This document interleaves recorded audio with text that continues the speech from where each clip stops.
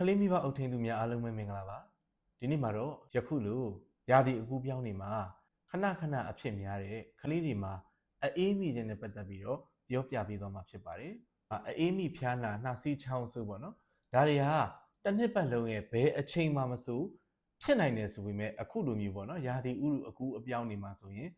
ပို့ပြီးတော့မှအဖြစ်များပါတယ်အထူးသဖြင့်ကလေးငယ်လေးပို့ပြီးတော့အဖြစ်များနေဖြစ်ပါတယ်ဒီအချိန်မှာကလေးတွေဟာဆိုရင်လူကြီးတွေထက်ကိုပိုပြီးတော့မှယောဂလက္ခဏာကိုလည်းပိုပြီးတော့ခံစားရတယ်ပိုပြီးတော့လည်းအချိန်ကြာတတ်ပါတယ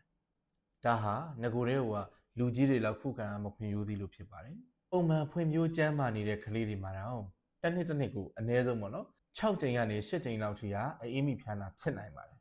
်ဒါဟာပြောရမယ်ဆိုတစ်လကိုတစ်ကြိမ်နှုန်းနီးပါးလောက်ကိုဖြစ်ပါတယ်ဖြစ်ပြီဆိုရင်လည်းအများစုက3-4ရက်လောက်ပဲကြာတတ်တယ်ဆိုပေမဲ့တချို့တွေက2ပတ်3ပတ်ထိကြာသွားပြီးတော့တခြားတော့ပေါ့နော် secondary bacterial infection တွေဝင်လာတယ်တခြားပိုးတွေထပ်ဝင်လာပြီးတော့ကလေးတွေမှာယောဂဗျာထူပြောပြီးအခက်မသိရင်အသက်အန္တရာယ်ရှိတဲ့အထိလည်းဖြစ်သွားနိုင်ပါတယ်ဒီအေးမိတယ်ဆိုတာများသိထားကြတယ်လို့ပေါ့နော်အေးမိတယ်ဆိုတာဟာအရက်ထဲမှာသိထားကြတယ်လို့ပေါ့နော်ဒါလေအိမ်တိုက်ခံရလို့ရေအေးချိုးပေးလို့ရာသီဥတုအေးလို့ဒါတွေကြောင့်မဟုတ်ပါဘူးဒီတော့ပထမဆုံးအနေနဲ့ဘယ်လိုမျိုးကူးစက်တယ်လဲပေါ့နော်တဦးကနေတဦးကိုအလျင်အမြန်ကူးစက်ပါတယ်ကလေးငယ်လေးတွေရဲ့ဒီအသက်ရှူလမ်းကြောင်းတွေကိုအများအပြားနှာခေါင်းပါးစပ်ကနေတဆင့် virus ပိုးတွေကဝင်သွားပါတယ်။ဘယ်အချိန်မှာဝင်သွားလဲဆိုရင်အေးမိဖျားနာဖြစ်နေတဲ့လူကြီးတွေပေါ့နော်။သူတို့တွေနှာချေချောင်းဆူလိုက်တဲ့အချိန်ပြီးတော့နှာချေညှက်လိုက်တယ်နှာခေါင်းပုတ်လိုက်တယ်ဒီကနေပြီးတော့တဆင့်သူတို့လက်မှာပါသွားတဲ့အေးမိခြင်းကိုဖြစ်စေတဲ့ပိုးမွှားတွေကကလေးတွေကိုထိတွေ့ကင်တွယ်တဲ့အချိန်မှာတဆင့်ကူးသွားနိုင်ပါတယ်။တချို့ပေါ့နော်အေးမိစေတဲ့ virus ပိုးတွေဟာဆိုရင်အရာဝတ္ထုပစ္စည်းတွေပေါ့မှာ for example ပေါ့ဆရာပတ်စံအိတ်ကိုဆရာကန်လိုက်တယ်ပြီးတော့ကြတော့ချလာလိုက်တယ်ဆက်လက်မှာပေးနေတဲ့နော်ဒါဆရာနှာချီနှာမှုန်လို့လက်လေးနဲ့အုပ်ပြီးတော့ဆိုးပြီးတော့ဒါမျိုးဖြတ်သွားတဲ့ဟာမျိုးကန်မိသွားတဲ့ဟာမျိုးဆိုရင်ဆရာပတ်စံအိတ်ကိုတရားရောက်ကလာကန်လိုက်တယ်ဆိုရင်ဒါသူတို့ကနေတစ်ဆင့်ပြန်ပြီးတော့ကူးဆက်သွားနိုင်တယ်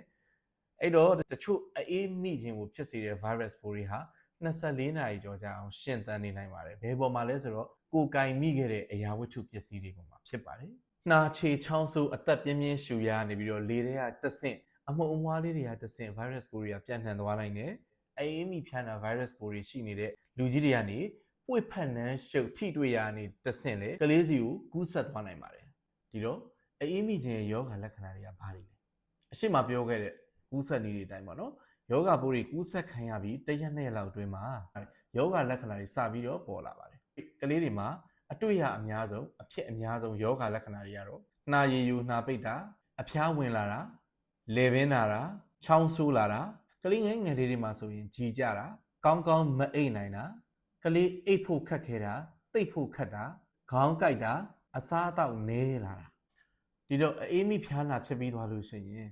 နားကိုက်တာနားပိုးဝင်တာတွေလည်းဖြစ်သွားနိုင်ပါတယ်ဘက်တီးရီးယားပိုးတွေဗိုင်းရပ်စ်ပိုးတွေကြောင့်ဖြစ်နိုင်တယ်ဒါကြောင့်အေးမိဖျားနာဖြစ်ပြီးသွားတော့เนาะတန်းဖျားလာတာမဟုတ်ဘဲနဲ့ပေါ့နော်ဒီနှာစီးချောင်းဆိုးလေးဖြစ်နေပြီးတော့မှ3ရက်လောက်နေတဲ့အချိန်မှာအဖျားလေးရှိလာတယ်ဆိုရင်နားအတွင်းကိုပိုးဝင်တာနားကိုက်တာနားပြူတာရှိသလားဆိုတာသေချာလေးစောင့်ကြည့်ပေးပါနောက်တစ်ခုကတော့နမိုးနီးယားပေါ့နော်အဆုတ်ရောင်အဆုတ်ပွားယောဂခုနလိုပဲအေးမိတဲ့လက္ခဏာတွေပြလာပြီးတော့2ရက်3ရက်လောက်နေတဲ့အချိန်မှာအဖျားလေးရှိလာတယ်နှာချေချောင်းဆိုးတာအပြင်ကိုเนาะအသက်ရှူတာမြန်လာတယ်နှာရိုးကြားချိုင်ရှူရတယ်ကလေးကပြီးတော့ liver breathing ပေါ့နော်အားအရင်စိုက်ပြီးရှူရတယ်ဒါမျိုးတွေဖြစ်လာတယ်ဆိုရင်နောက်တစ်ခုကတော့ဒါအခုကလေးငယ်တွေမှာဖြစ်တဲ့ပန်းနာရင်ကျက်ပေါ့နော် childhood asthma ကလေးပန်းနာရင်ကျက်ဘာကြောင့်လဲဆိုတော့အေးမိယောဂပိုးလေးတွေဝင်လာတယ်ဆိုရင်ပန်းနာရင်ကျက်အခန်းရှိတဲ့ကလေးတွေရဲ့ယောဂလက္ခဏာတွေထကြွမှုတွေကိုဖြစ်စေတဲ့ပိုဆိုးစေပါတယ် trigger factor လို့ခေါ်ပါတယ်ရင်မကျက်ဖူးတဲ့ကလေးတွေလည်းရင်ကျက်တယ်လို့မျိုးဖြစ်လာတာမျိုးတွေဖြစ်နိုင်ပါတယ်ဟိုအရှိမပြောခဲ့တယ်လို့ပဲပေါ့နော်အေးမိဖျားနာဖြစ်တဲ့ကလေးတွေကဒီရက်ပိုင်းလေးအတွင်းကိုအကောင့်ဘက်ကလေးပြန်ပြီးတော့ကောင်းသွားတာများပါတယ်ဘာ complication မှာပေါ့နော်နောက်ဆက်တွဲဆိုးကျိုးမှမရှိဘဲနဲ့သို့တော့မိဘအုပ်ထိန်းသူတွေအနေနဲ့အခက်မသိလို့နောက်ဆက်တွဲဖြစ်နိုင်တဲ့အခြေအနေတွေကိုသိထားဖို့လိုပါတယ်ဒါတွေကတော့အဆုတ်ရောင်အဆုတ်ပွားယောဂပန်းနာရင်ကျက်ရှိတဲ့ကလေးတွေမှာပန်းနာရင်ကျက်ထလာတာပြောချင်တာကြက်လာတာပေါ့ကလေးကြက်လာတာပေါ့နော်နားပြည်ယူလာတာအဖျားကြီးပြီးတော့တက်သွားတာကလေးရဲ့နှလုံးအသားရောင်တာ myocarditis ပြီးတော့ကလေးရဲ့နှလုံးအခွန်လှော်ဟာလေးရောင်တာ pericarditis စတဲ့ယောဂတွေရဲ့ကနဦးလက္ခဏာတွေပေါ်လာတာရှိမရှိကိုသေချာစောင့်ကြည့်ပေးရမှာဖြစ်ပါတယ်နောက်တစ်ခုဖြစ်နိုင်ခြေကထိတ်ကပ်တာပေါ့နော်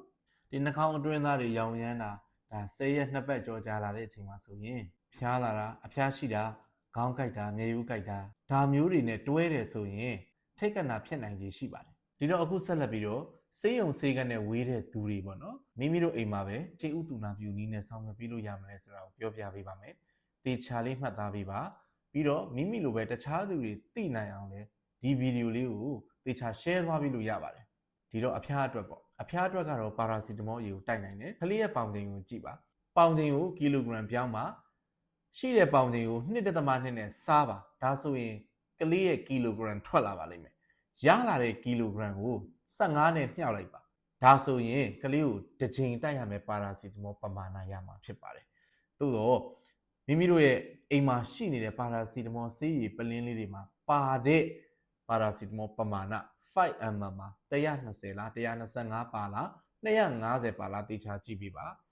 เนาะအဆက်ချတဲ့စီမှာလဲ 1ml ကို60ပါလား80ပါလား100ပါလားတေချာကြည့်ပေးပါတချို့တွေကဒီအဖျားကျဆေးလေးတိုက်ပြီးတော့2နာရီ3နာရီလောက်ကြာရင်အဖျားလေးတွေပြန်တက်လာတာရှိတယ်ဒီချိန်မှာထပ်တိုက်ချင်ကြတယ်မတိုက်ပါနဲ့လုံးဝကျော်9နာရီကြာထက်ကိုမိမိတို့ဘာသာမိမိတို့ဆိုမတိုက်သင့်ပါဘူးเนาะဘာကြောင့်လဲဆိုပါရာစီတမောအများကြီးတောက်မိသွားတယ်သူ့တိုက်ရမယ့်ပမာဏထက်ကိုများလုံးအားကြီးသွားတယ်ဆိုရင်ကလေးရဲ့အသက်ပျက်စီးသွားနိုင်တဲ့အခြေအနေထိ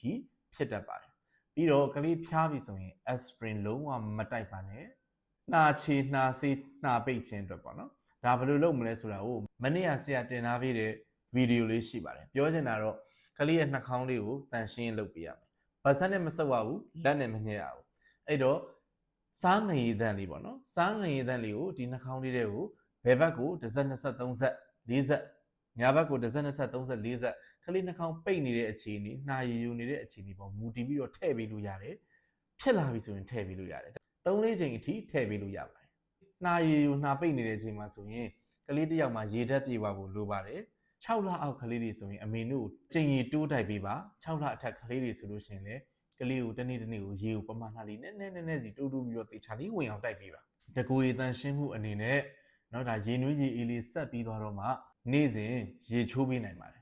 ဒီတော့အဖျားချဖို့အတွက်ဆိုပြီးတော့ပါရာစီမောတိုက်တယ်အဲ့တော့ကြတော့တနာရီ2နာရီလောက်နေတော့အဖျားပြန်တက်လာရင်ခေါင်းကပြောခဲ့သူပါရာစီမောတိုက်လို့မရဘူးပြန်ပြီးတော့ဗောနော်ဒီတော့ဘာလုပ်မှလဲဆိုလို့ရှိရင်ဂျူရူတောင်ထည့်တာတွေဘာတွေလဲမလုပ်သင့်ပါဘူးမိမိတို့အိမ်မှာမိမိတို့ဘာသာဗောနော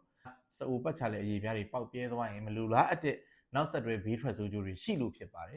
ဒီတော့ရေဘက်တိုက်တဲ့အချိန်မှာဆိုလို့ရှိရင်လည်းရေခဲရည်တွေသုံးတာအရန်အေးတဲ့ရည်တွေသုံးတာလုံးဝမလုပ်ပါနဲ့ရေခန့်နွေးနွေးလေးနဲ့ကိုပဲတေချာလေးရွှဲနေအောင်တိုက်ပေးပါပြီးသွားပြီဆိုရင်တော့ခလုံးချုံနဲ့လေဝင်လေထွက်ကောင်းတဲ့အဝတ်အစားလေးတွေတေချာလေးဝတ်ပေးပါဒီတော့ချောင်းဆိုးတဲ့အတွက်ပေါ့နော်ချောင်းဆိုးခြင်းအတွက်ဘာလုပ်မှာလဲပေါ့အသက်6နှစ်အောက်ကလေးတွေမှာအသက်ရှူလမ်းကြောင်းပိုင်းဆိုင်ရာလက္ခဏာတွေပေါ်လာတယ်ဒါမျိုးဖြစ်ပြီဆိုလို့ရှိရင်နင်တို့ကလေးတုန်းကဘာလေးနဲ့အဆင်ပြေသွားတော့ဘာလေးတုန်းဆိုတာမျိုးကတော်တော်အန္တရာယ်များပါတယ်ပြောချင်တာတယောက်နဲ့တယောက်ကလေးတယောက်နဲ့တယောက်မတူပါဘူးအသက်ပင်တူလင့်ကစားပြောချင်တာသူလည်းငါနဲ့ကိုယ်ကလေးလည်းငါနဲ့တိုးတော့ဖြစ်တဲ့ပုံစံချင်းကအပေါ်ယံတူတယ်ဆိုပေမဲ့တကယ်ဖြစ်နေတာချင်းမတူတာတွေအများကြီးရှိပါတယ်ဒီအတွက်လည်းစိတ်တွေအမှားတွေတောက်ပြီးတော့မှပြဿနာတွေတက်တာတွေလည်းအများကြီးရှိပါတယ်ဒါကြောင့်6နှစ်အောက်ကလေးတွေအသက်ရှူလမ်းကြောင်းပိုင်းဆိုင်ရာပြဿနာတစ်ခုခုဖြစ်ပြီဆိုလို့ရှိရင်အချိန်မီစိတ်ယုံစိတ်ငန်းတေချာပြပြီးတော့စမ်းသက်ပြီးတော့မှလိုအပ်တဲ့ဆေးဝါးတွေပေါ့နော်ချောင်းဆိုးပြောက်စီအဓိကတော့ဒါလေးကိုကိုယ့်ကလေးကိုတိုက်ပေးပါမိမိတို့သဘောနဲ့ဆေးဆိုင်တွေမှာဆက်ဆေးတွေတိုက်တာမျိုးတွေပါလုံးဝမလုပ်ပါနဲ့နောက်တစ်ခုကသိချာမှာကျင်တာလေမိမိတို့သဘောနဲ့ပေါ့နော် antibiotics လို့ခေါ်တယ်လေပိုးသက်ဆေးတွေလုံးဝရှောင်မတိုက်ပါနဲ့ဆေးရင်ပါတွေဖြစ်နိုင်တယ်နောက်တစ်ခုကကြတော့လေအများစုပေါ့နော်ကိုရီ patient တွေမှာလည်းရှိတယ်နောက်တခြားသောသူတွေလည်းဘာတွေလုပ်ကြလဲဆိုအရက်ထဲမှာဆက်ဆေးတွေတိုက်တယ်အဲ့ထဲမှာပိုးသက်ဆေးလေးထည့်ပေးလိုက်တယ်နည်းနည်းသက်သာသွားပြီဆိုလို့ရှိရင်မတိုက်ကြတော့ဘူးဆေးဘက်ကမလဲတော့ဒါကြောင့်ပိုးသက်ဆေးကိုမိမိတို့သဘောနဲ့မိမိတို့လုံးဝမတိုက်ကြပါနဲ့နောက်ပြီးတော့အသက်တစ်နှစ်ကျော်ရှိတဲ့ကလေးတွေကိုကြားရည်အနှဲငယ်တိုက်ပေးနိုင်ပါတယ်ဒီလက်ဖက်စားစွန်းတစ်ဝက်လောက်ကိုရေခန့်နွေးနွေးလေးနဲ့တိုက်ပေးနိုင်ပါတယ်ဒီလိုရာသီဥတုမှာနော်အေးမြင့်ခြင်းကိုဘယ်လိုကာကွယ်ကြမလဲကိုယ်ရည်တန်ရှင်းမှုသိအရေးပါပါတယ်အဓိကတော့ hand washing ပေါ့နော်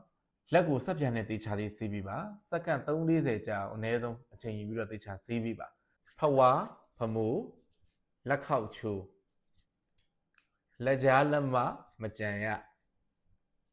ကုတ်ရွေးချစ်ပါလက္ခဏာ ပြီးတော့ဒီလက်ကောက်ဝက်မှာအဆုံးသတ်ပါလက်ကိုစက်ပြာနဲ့ရေနဲ့စနစ်တကျအချိန်ယူပြီးတေချာဆေးပေးပါကိုယ့်ရဲ့လက်ကညစ်ပတ်ပြီးနေတာမျိုးမရှိဘူးဆိုရင်တော့ရေမလိုလက်တန့်ဆေးရည်ကိုလည်းသုံးပေးနိုင်ပါတယ်နောက်တစ်ခုကတော့အရှိမပြောခဲ့တယ်လို့ပဲเนาะကလေးငယ်လေးတွေကိုအေးမိဖျားနာဖြစ်နေတဲ့သူတွေနဲ့ဝောင်ရှေးဝေးဝေးရှောင်ပြီးတော့ဝေးဝေးမှာထားပေးပါမိမိတို့လူကြီးတွေမတော်တဆနှာချေချောင်းဆိုးမယ်ဆိုရင်လက်ကင်ပေါ်ကနေအင်ဂျီလက်တွေလက်လန်းမီယာနဲ့ဖုံးအုပ်ပြီးတော့မှနှာချေချောင်းဆိုးလုပ်ပေးပါကလေးငယ်လေးတွေရဲ့လက်ကိုမျက်စိတွေနှာခေါင်းတွေပါးစပ်တွေနှိုက်တာတွေပုတ်တာတွေဒါမျိုးတွေမလုပ်ပါစေနဲ့မိမိတို့ကလေးအေးမိဖျားနာနှာစီးချောင်းဆိုးဒါတွေဖြစ်ပြီဆိုလို့ရှိရင်လုံးဝတက်တာသွားတဲ့အချိန်အထိကိုကြောင်းမလွတ်ပါနဲ့တခြားသူတွေစီက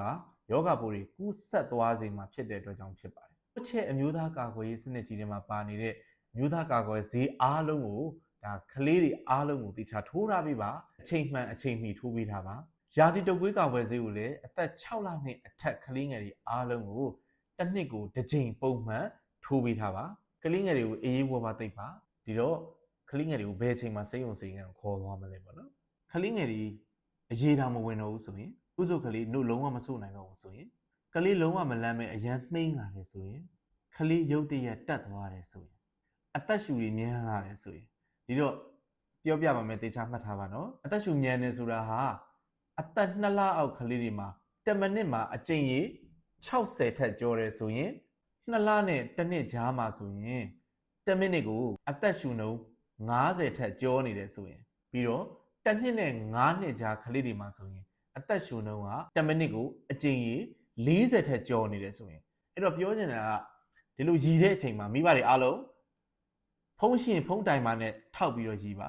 နိုင်လက်တန်ရှင်နိုင်လက်တန်နဲ့တေချာကြည့်ပြီးတော့ရည်ပါ10မိနစ်ပြည့်အောင်ရည်ပါ15စက္ကန့်20ဒါမျိုးရည်ပြီးတော့4နဲ့မြောက်တာ3နဲ့မြောက်တာတွေမလုပ်ပါနဲ့မှားပါလိမ့်မယ်နော်ကလေးအသက်ရှူနေတဲ့အချိန်မှာနံရိုးကြားခြိုက်ဝင်အောင်အသက်ရှူရတာအဲ့တော့အရှိမပြောခဲ့သလိုနော်ဒီနေရာလေးခြိုက်ပြီးတော့ရှူရတာနှာခေါင်းလေးယုံလေးလိုပွားရှုံဖြစ်ပြီးရှူရတာဒီရင်နဲ့ bite ပေါ့နော်ကြားထဲကဒီနေရာကြီးနော်အထဲကိုခြိုက်ပြီးရှူရတာပြီးတော့ကလေးကဟောရဲဆိုင်ပြီးတော့ liver breathing ဖြစ်နေတာရွှီအတန်းလေးကြားလာရတာချောင်းဆိုးပြီးသွားပြီဆိုရင်စကားမပြောနိုင်တော့အောင်မောလာတာပြီးတော့ယောဂလက္ခဏာတွေကတမြင့်နဲ့တပတ်ကြော်တောင်ကြားလာတဲ့အခါဒီလိုအခြေအနေတွေမှာဆိုရင်မိမိတို့ကလေးကိုအိမ်မှာပဲထင်းတယ်လို့တွေပြုစုဆောင်ရွက်ပေးတာမျိုးတွေလုံးဝမလုပ်ပဲနဲ့နီးစက်ရာစိတ်ယုံစေကံကိုသွားပါဟိုအရင်မိခွန်းနေမေးခဲ့တယ်လို့နေမှာမလို့စိတ်ယုံစေကံမရှိဘူးဆိုရင်စောစီနီးစက်ရာစိတ်ယုံစေကံရှိတဲ့နေရာကိုကြိုးစားပြီးတော့သွားပြီးပါအားလုံးပဲအဆင်ပြေပါစေကလေးတွေအားလုံးလည်းဒီရာသီမှာအသက်ရှူလမ်းကြောင်းပိုင်းဆိုင်ရာယောဂတွေကင်းဝေးပြီးတော့ပျော်ရွှင်ချမ်းမြေ့စွာဖြတ်သန်းနိုင်ပါစေမိဘတွေအားလုံးလည်းစိတ်ချမ်းသာနိုင်ပါစေကျွန်တော်ကလေးအထုကုဆရာဝန်ဒေါက်တာပြည့်ဖြူအောင်ဖြစ်ပါတယ်